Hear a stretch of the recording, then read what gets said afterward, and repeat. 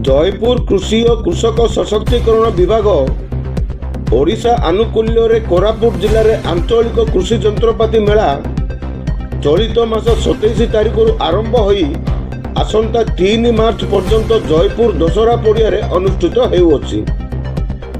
कृषि जंत्रपाति को साधारण चाषी पाखरे प्रचार और प्रसार कराइबा तथा विभिन्न सरकारी योजन किपरि चाषी माने लाभवान हेबे सही उद्देश्य रे मेलार आयोजन होइछि। एही मेला कृषि विभाग कोरापुट और कार्यनिर्वाही जंत्री कृषि जयपुर को मिलित सहयोग रे आयोजन होइछि।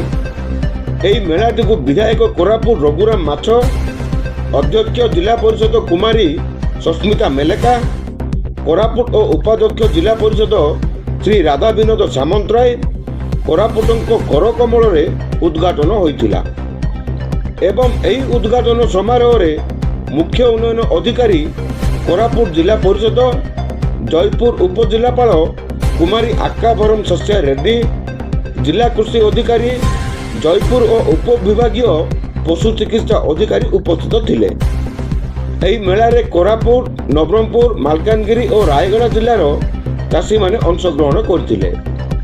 एठारे चाषी मानक निमंते प्रशिक्षण शिविर आयोजन करा जाई अछि, जेउथिरे जिला तथा राज्य स्तरीय प्रशिक्षकों द्वारा कृषि एवं आनुषंगिक कृषि प्रसंग रे शताधिक चाषी को प्रशिक्षण देवार व्यवस्था करा जाई अछि।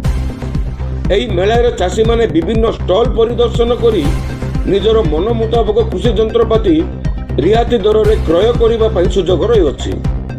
संध्या समय सांस्कृतिक कार्यक्रम रे स्थानीय कलाकार और हॉलीवुड सांस्कृतिक कार्यक्रम हेबार सूचना रही। जयपुर कोरापुट जिला प्रतिनिधि कृष्ण खरांक रिपोर्ट G9 ओडिया।